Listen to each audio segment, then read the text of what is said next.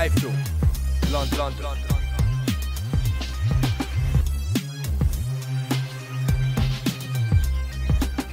iFILM, London. This is Kugan Cassius for iFILM London. We're in Kensington here in London for a press lunch for Frank Warren and Richard Schaefer.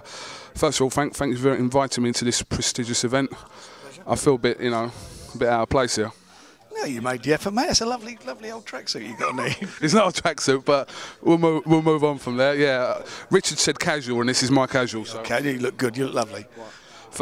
Coogie. Frank, first of all, very exciting for viewers of Boxnation to be getting fights of the calibre of Cotto, Mayweather, Alvarez and Mosley. You know, is this a long-term plan to be delivering fights abroad of this sort of, you know, magnitude? Well, that's what really Boxnation's always was supposed to be about and what we're trying to be about, and that is delivering the best fighters and the best fights from around the world. And it's been slowly but surely, or maybe it's been a bit fast because we've only been up running for 6 months now, but now we've done a deal with, or Boxnation's done a deal with Golden Boy to deliver 2 big shows per month. One show will feature the best of their HBO or Showtime bouts, and the other one will be their up-and-coming young stars. So it's fabulous. It's great for British fans to get a chance to see some of these big names and some of these really good quality up-and-coming young stars. Obviously, Golden Boy, one of the top promoters, if not the top promoter in America. So obviously, a link up here with one of the top promoters here. It makes sense, obviously. Makes a lot of sense.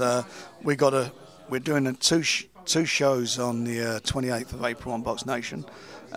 Nathan Cleverly defending his title at the Albert Hall, and in the States you've got the rematch between Bernard Hopkins and Chad Dawson. Hopefully Bernard Hopkins comes through. If he does and Nathan Cleverly wins, what a great fight that could be. And it won't, you know, it's not very difficult for us to put that together. Frank, can you talk to me a little bit about Box Academy, which is launching on the 12th of April, I believe, at your call? Well, that's my son's baby, George and Francis and George, I say. George is here. You better ask him about it because he can tell you more about it than I can. I'm pleased they're putting it together. It's about young fighters, but ask him because they tell you. You're all in the same family. What you must know about it. They hide things from the old man, don't they? You know, all these kids, they're all doing their own thing, and what they're doing, I'm really proud of them, and I'm pleased that they've got this idea to put it together. But let them tell you because they'll tell it much better than I will. Oh, okay. I'll have a word. George is hard to get hold of nowadays. I'm not going to bum up the competition, you know. Yeah, competition, really, Frank. Frank, can you just clarify what happened at the Civic Hall the other day? Can you tell us anything about that? Because a lot of people are talking about it and don't know what quite the situation is with Shane McPhilbin and Enzo Macronelli in that first round. What can you tell us about that? Well, I watched it on TV, and it was as sure as eggs are eggs that the timekeeper rang the bell before he should have done. So I got the blame for that, by the way. I've seen some of the stuff on the websites. I don't know what planet these people are on. Were you the timekeeper?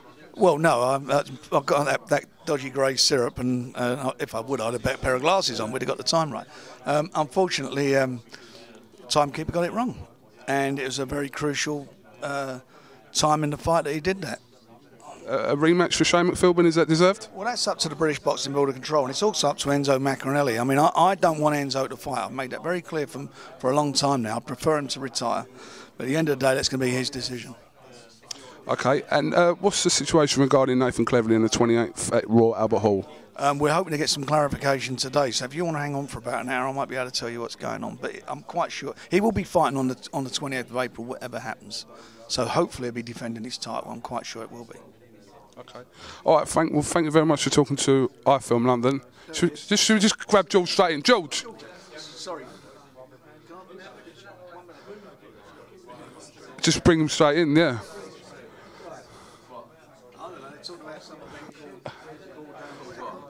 Box Academy. We want to talk about Box Academy. Your dad's palmed me off into you. So, George, can you tell us a bit about Box Academy? Obviously, it launches on the 12th of April at York Hall.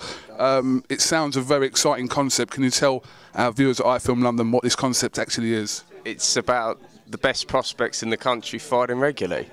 No title fights. We're going to have a couple of eliminators on, but the idea is to get the best prospects progressing with their career as fast as possible and fast-tracking them to the bigger events that the old man does. Your dad just referred to you as competition. What do you think about that? I wouldn't say that. He can't really compete with us, can he? He's not got the young legs anymore. That's it. What's the chances of me fighting on this Box Academy? I don't know. What, super heavyweight? Well, I don't know. I was looking at super heavyweight. I'll fight any of them. Super heavyweight. You're calling me fat there, aren't you, Warren? No, never. Do we do pie eating contest? We used to. Do you mind me calling you Warren, or is it Mr.? I can just call you Warren, can't I? Yeah, you'll be all right. I've just been telling Richard Schaefer about iFILM London as well, so hopefully, like, he takes that over to. Film LA out there with him. That's what you got to do. I'd love to. We'll still go and do that. iFILM Hartford. Listen, that covers that. iFILM London covers all that anyway. But one day we'll crack it out there. We've got to crack England first. No, you're doing well. Listen, I've got to tell you something. You do absolutely well. Good stuff for boxing. I'm just going to say that what you do for boxing, some of these so-called boxing journalists could do take a leaf out of your book. You get out for press conferences and you give people what they want to see, which is knowing what's going on about all the young fighters. People are interested in boxing. They get it firsthand from you, and you should be applauded for that. And this is all our own work, I just want to add. Exactly. I know it is, and it's fabulous what you do, and my check's in the post tomorrow. No, it's fabulous what you do. And you do a great job, and that's really... And Frank, don't get upset about me referring to you as one of the top promoters. Obviously, you know, we've got an army of promoters to keep, you know. I know, well, you know, it's tough at the top, but it's worse at the bottom, mate. We'll leave it there. Right, Frank Warren, George Warren, thank you very much for talking to iFILM London, and we'll catch up with you soon. Thank you very much. Nice food here as well at the Baglioni Hotel. I'm glad you enjoyed it. Lovely. Goodbye. Another slice of pizza for me. You call me fat. Thanks, Frank. For Kugan Cassius, Frank Warren, George Warren. The word. Cuddly, that's even worse. That's what girls used to call me at school, Frank. Cuddly Kugan. Coogie the bear. Bringing back all the memories. iFILM London.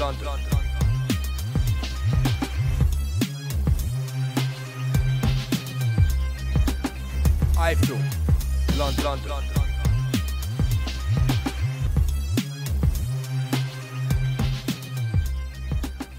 iFILM.